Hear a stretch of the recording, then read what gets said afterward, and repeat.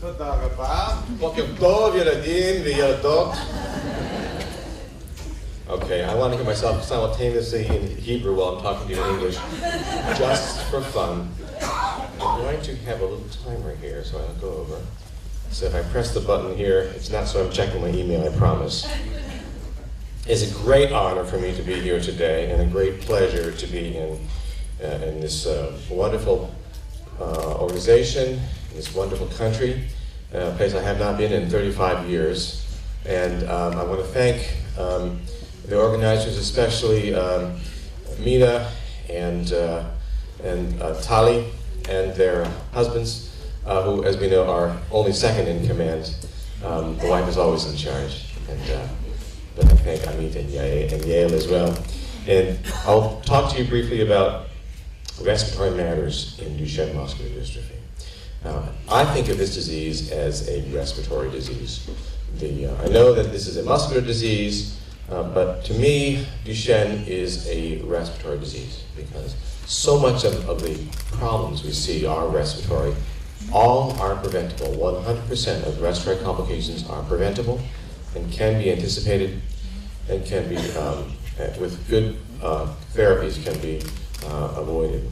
And I would say the cost of prevention is a tiny fraction of the cost of complications. And so these devices we'll talk about today pay for themselves many times over. The idea of therapeutic nihilism, which means that the physicians believe that the children's lives don't matter, and that the children should just be allowed to die, that day is gone. And I'm here to say that your children's lives matter greatly, and these are important people, and that they have things to do and to contribute. And parents have really changed the landscape and changed how we view this disease. And it's really through parental activism that I've changed my career and why I'm here today. This is Duchenne himself, and we know that Duchenne is common, and it used to be that the cause of death was 80% of the time respiratory. It's really not so much true anymore, at least in America, because we now can prevent all respiratory problems. It used to be that people with Duchenne would die in their late teens and early 20s. That is no longer the case. But what we found in America is that survival would greatly vary by location. If you lived in the American Northeast, you would live by statistics 6 months longer than you would live if you lived in the American South. And this is not because of genetics. This is because of differences in care. And I began to work with Pat Furlong and say, we are having a big problem, which is that there are no declared standards of care in Duchenne muscular dystrophy, and especially for respiratory management. And the health insurance companies would say no to me when I would make requests. And they would say there's no evidence base. That term means there's no good scientific basis for the therapies we're recommending. And the problem was that they would say no to me, and I could not get a device like the cough assist device approved. And then my patient would develop pneumonia and be hospitalized. And that made me very angry. And rather than just being angry, I took the, you might say, the Israeli approach to it, which is to not just be angry, but to take action and to make a difference. And so with Pat's help, I formed a committee to say we will force the insurance companies to no longer say no, to say yes, to approve these therapies by publishing a consensus statement, which we did in 2004. And I think we've been able to really improve things, which is I take great pride in. The issues really that we deal with across all international borders, a lot of data, and in general, people who have Duchenne have a good quality of life. This young man we just saw in the movie, Alone, he clearly is happy in his life. He clearly is enjoying his life, and that's a life that's worth supporting. The only deficiency that's consistently reported is that young men are unhappy in their love lives, and that's something that I think one day we'll get better at. But from the respiratory standpoint, there really are 4 stages. The first stage is when you are ambulatory. If you can walk, you don't need much or any help with respiratory matters. And then in that stage, The most important thing is making sure the kids get their influenza vaccinations every year, and then I like to get to know the families. It's more important for them to know who their resources are, and than that there's any specific therapies I give. I meet them once a year. I have them come into my office and do lung function testing, and I just like to reassure them the kids look great, and just to know, so they know who I am, so that they know who I am, they know how to reach me before there's a problem, because I can always anticipate when there's a problem. The stage in which you lose the ability to cough occurs after you're in a wheelchair full time, and that's usually in the mid-teens. The third stage is when you don't have enough strength to breathe when you're asleep, but you breathe okay when you're awake. And the last stage is when you don't have the ability to breathe sufficiently awake or asleep. For every stage, there are non-invasive interventions that can be life-saving. So we talked about the stage 1. I know there's a lot of families with young children here. I will tell you that I don't recommend anything specific. I don't think that you need to train the breathing muscles, that they do just fine. I think that in general, fitness is really important, and activity is important. I'm a big believer in physical therapy and physical activity. I don't say there's any specific, I don't prescribe any specific instructions for parents, aside from making sure the kids are active and participating in life. I do strongly recommend the influenza vaccination and also the vaccination called pneumovax. During the stage in which there's trouble with coughing, this concept is referred to as airway clearance. And airway clearance is not one thing, it's two linked processes. And there is what's called mucociliary clearance. That refers to how the lungs are swept clean by cells that have cilia on them. The cilia sweep the lungs, and they sweep the mucus into the central portion of the lungs here. And then when your body senses some mucus there, that triggers a cough, and you cough it out. So you need to have both mucociliary clearance and cough clearance. And mucociliary clearance is impaired in a disease called cystic fibrosis, which is also common,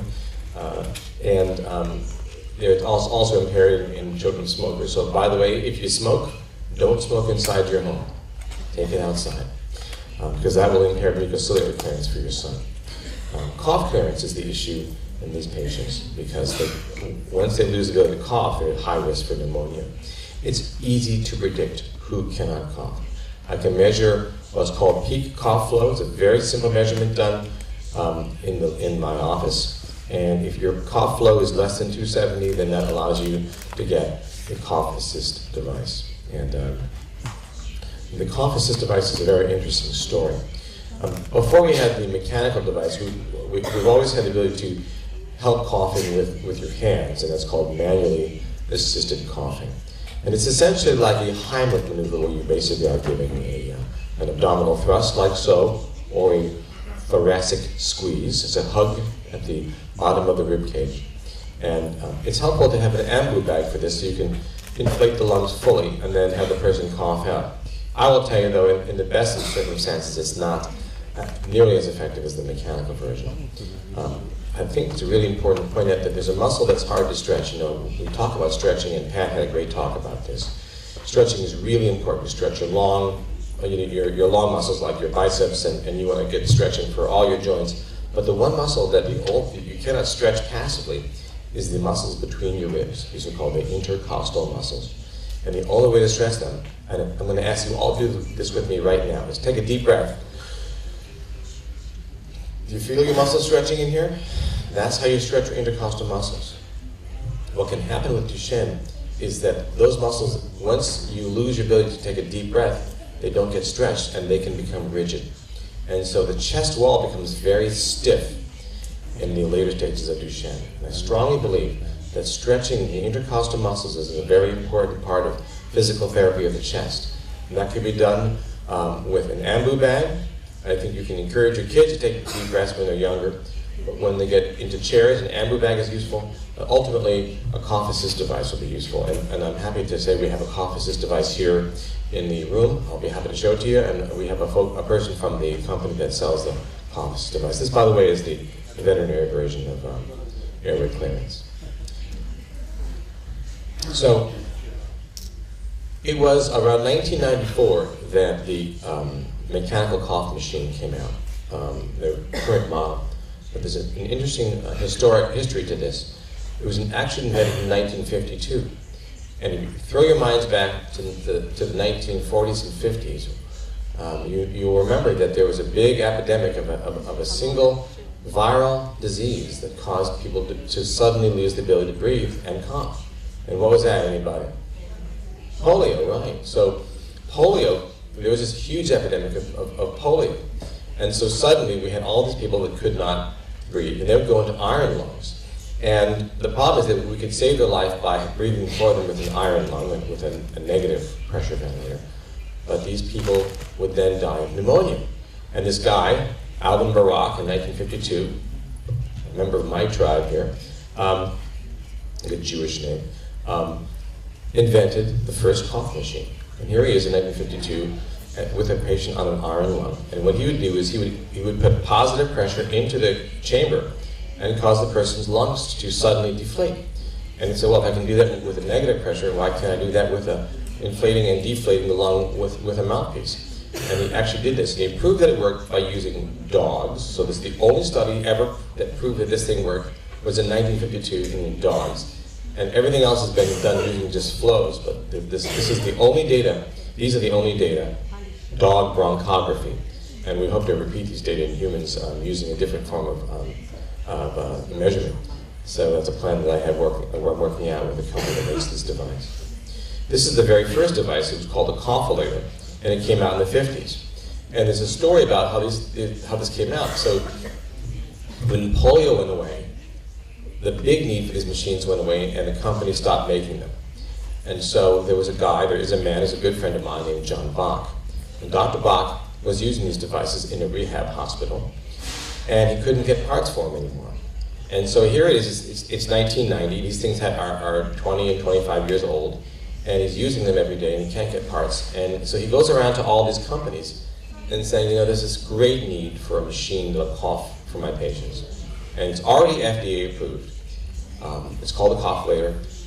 Will you make this machine? And all these companies went around saying, no, there's no market for that. So well, there's all these Duchenne patients, and people with spinal cord injuries, and ALS patients, and on, so many causes of weakness. And these companies would say, no, there's no market for that, we're not going to do that, we're not interested.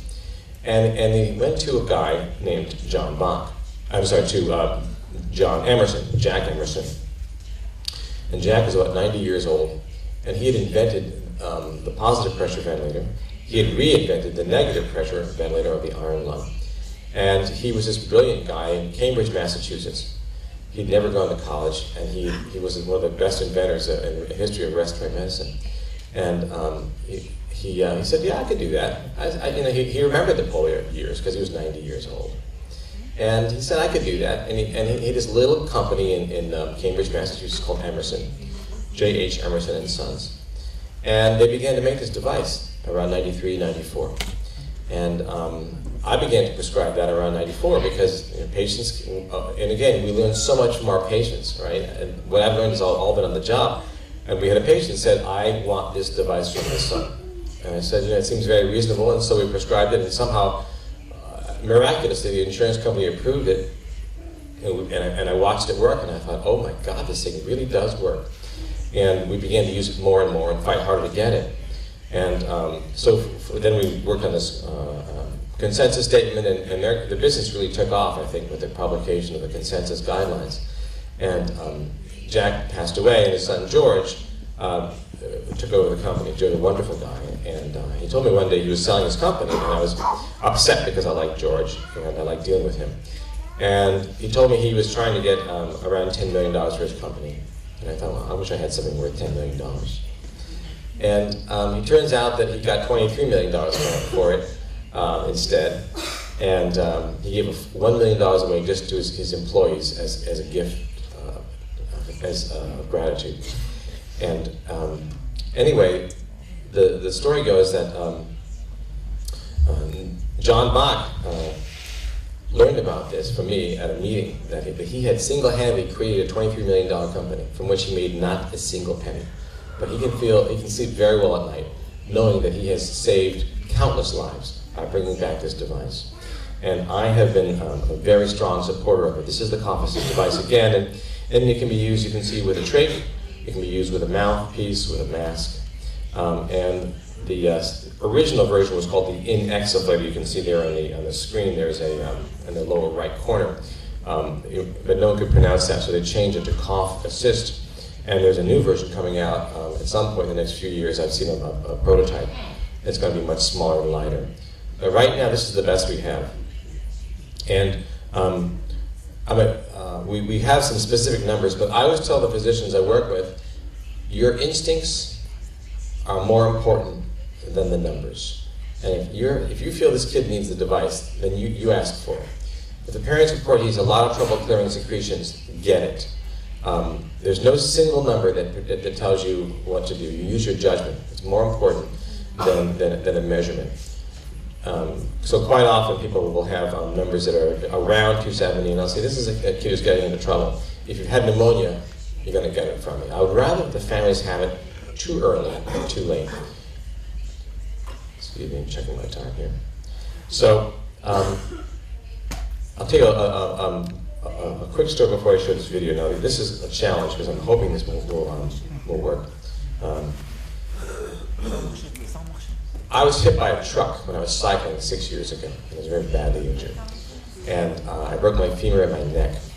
And after my second operation to have a spinal fusion, I woke up with the inability to cough. And I could not swallow either because because of the operation and the surgical procedure on my neck. And I thought, this is really interesting. I cannot swallow, so I'm aspirating my own saliva. I've become a chronic aspirator. I cannot cough. I have no airway clearance, and I have a lot of secretions right now from the anesthesia. I have become a Dr. Pfinder patient. And they said, Dr. Pfinder, if you don't start clearing the airway, you're going to be intubated and you're going to be moved to the intensive care unit. And I thought, that is going to be like going to an outer circle of hell. And so, although I was heavily drugged from all the pain, I was in terrible pain. I thought, I know what I need. I need a cough assist device. And so I sort of croaked into the phone. I said, "Can I be a respiratory therapist?" And so the nurse brought over a respiratory therapist, and I said, "I need a cough assist device." And the respiratory therapist said, "Doc, I don't know what that is. I don't know what that is. We ain't got it." And I thought, well, I really am in hell. And then I called over to my hospital, the Children's Hospital in Pittsburgh, and said, "Help me." And my respiratory therapist came running over with the cough assist device. And actually, we have one in the corner down there. And he hooked it up for me. And by God, this thing was unbelievable. And I had been prescribing this thing for 10 years, from '94 to 2004. Never did I ever imagine I'd be using it as a patient. And I could feel the secretions moving from here to here, from here to here, and then on the fifth cycle, glop, out of my mouth. And I thought, oh, thank God. It was such a blessed relief to have my airways cleared. I cannot even describe to you the relief it was, because it was such an uncomfortable feeling to have secretions gurgling around in my airways that I couldn't clear. I used it for about 3 days until the pain from my operation cleared and I could once again cough. And so I am probably the only person on the planet who can tell you this as a patient as well as a physician, that this thing works. And I joke that Respironics will not even let them buy me a cup of coffee. I do not have a conflict of interest. I do not invest in this company. I speak to you from the heart, from Halev. And so when I tell you this thing works, I want you to believe me, it does. This is a video of a patient of mine, Patrick. He's going to talk about it. My name is Patrick Daniels, and I work at Buchanan, Ingersoll and Rooney, which is a law firm in Pittsburgh.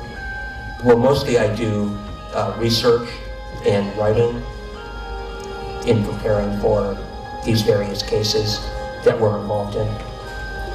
I have the Dushen form of muscular dystrophy. It is a degenerative muscular disease, and it was something that I was born with. Well, I've been using the cough assist device for approximately 7 years. Before I used that device. I got very sick, and I got pneumonia, and I had to be hospitalized for 2 weeks. But since that time, when I started using the cough assist, I have not been hospitalized. Not once. Patrick has been a regular user of the cough assist device, and since he's been using it on a regular basis, never had pneumonia. And we're talking the better part of a decade, because here's a guy that his parents were told he would be lucky to graduate from high school. Graduates from high school, graduates from college, graduates from law school, passes the bar on the first attempt, works downtown. So that's a guy who I find very inspiring. Patrick Daniels is his name. And I'm very sad to report to you that Patrick did pass away from a sudden cardiac event. I never had a respiratory complication since I began to manage him. And he is inspiring to me because he says, here's a guy who, using, with the medicine of 30 plus years ago, and he wasn't on steroids until very late in his life. He didn't have aggressive stretching. A lot of things that he could have benefited from, he didn't. And yet, he was a bright guy and incredibly dedicated. And you ask Patrick, what's the quality of his life? He had a good life. And I have to tell you that I'm just very, very saddened and upset when he had a sudden cardiac event and died. But he died getting ready for work. He was in his father's arms. His father was helping him shower to get ready for work. And his heart stopped. And he looked up and said, oh my God, and stopped. And so, not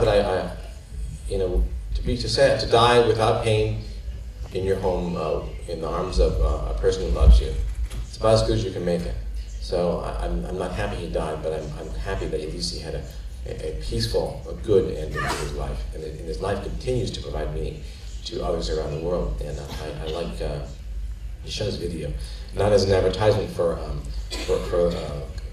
company, but to say that you can have a life, even based on, without all the hope of the new technologies and of the new therapies and antisense oligonucleotides and all the wonderful things that Dr. Wagner is talking about, just based on existing technologies that's been around since '94.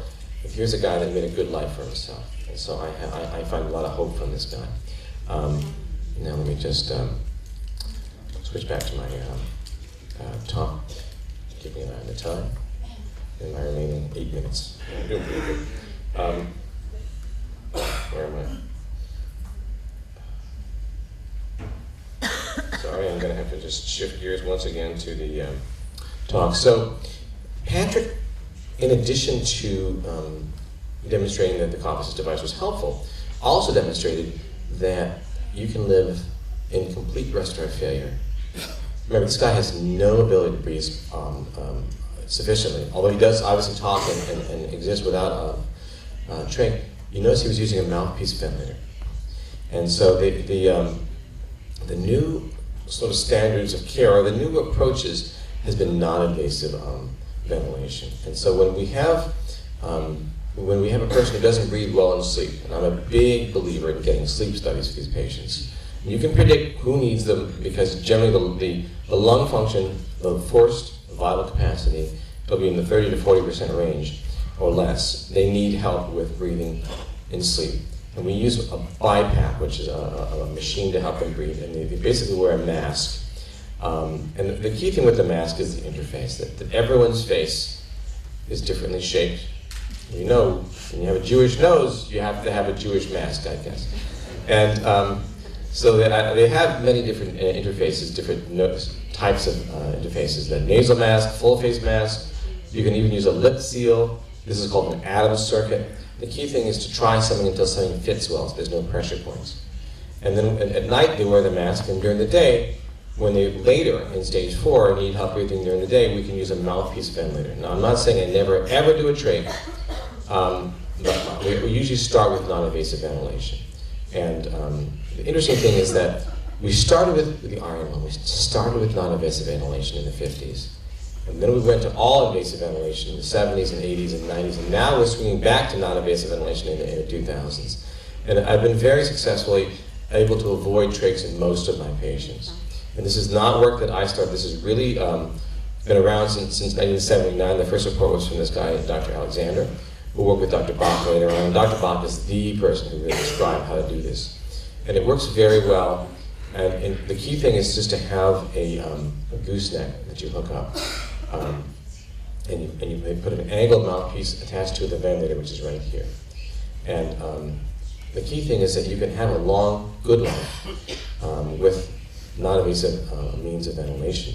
This is the paper we published in 2004. Stress was on anticipation, on non-invasive ventilation, on multi-specialty care, and here's the Italian version: assistenza respiratoria del paziente con distrofia muscolare Dushen.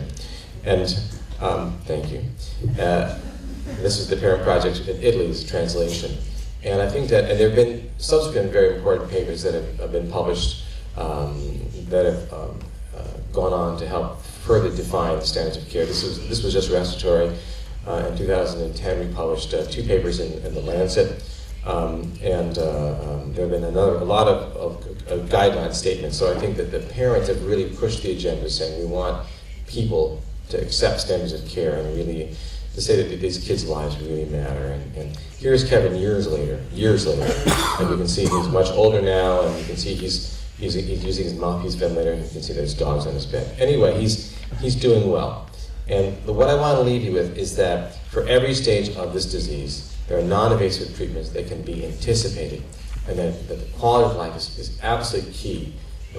No one wants to be kept at home. People want to be out, going to the movies, working, going shopping, enjoying life. Here's Patrick graduating from law school. Here's Patrick's webpage.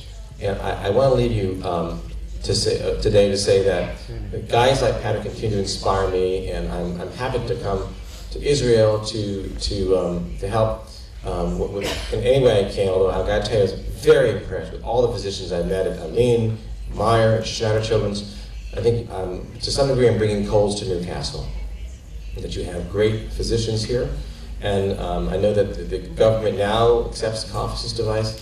And so I'm very optimistic for what you guys can do here in Israel. Although I'm honored to be here, you probably don't need me. And so I'll say with that, Toda Hava.